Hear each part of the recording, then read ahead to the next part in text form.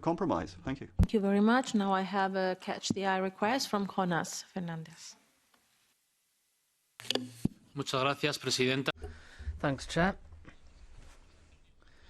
What we have before us is a very relevant report, a report which should certainly shape the debate on economic policy in the EU. And if nothing happens over the next few hours, probably this committee will not be able to sign off on the report. The key thing here is that the Parliament does not have a stance on the revision or implementation of the European semester.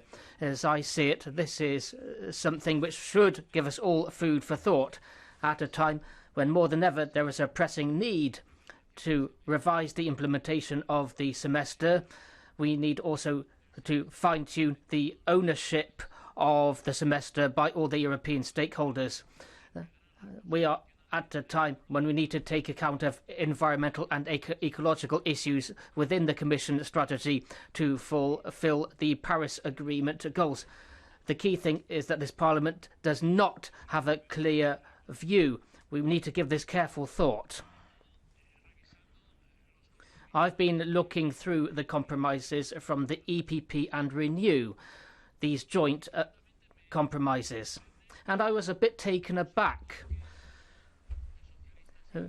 because the agreement reached by the S&D and the EPP last July, along with ALDE, we agreed to elect Ursula von der Leyen.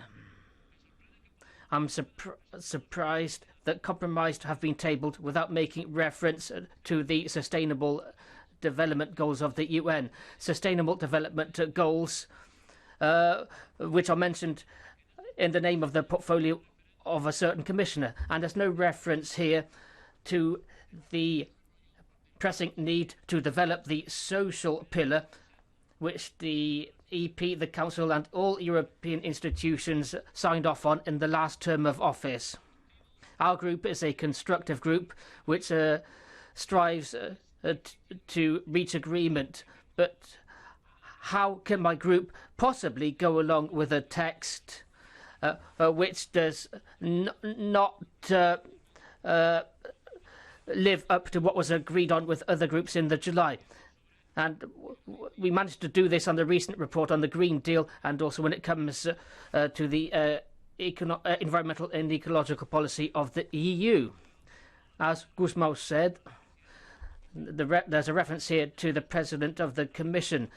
That's not included in these amendments. Why?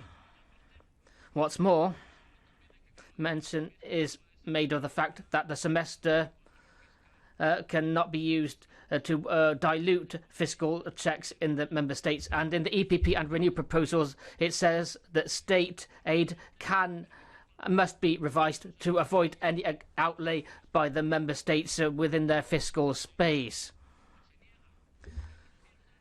So people do not want a revision. And look at the Stability and Growth Pack and the 2-pack and 6-pack. These are not mentioned in the Renew and EPP proposals. And it seems that each member state can do just what it likes to support its companies and use public money as it sees fit. That's what the EPP and Renew are calling for. Total leeway, a free-for-all.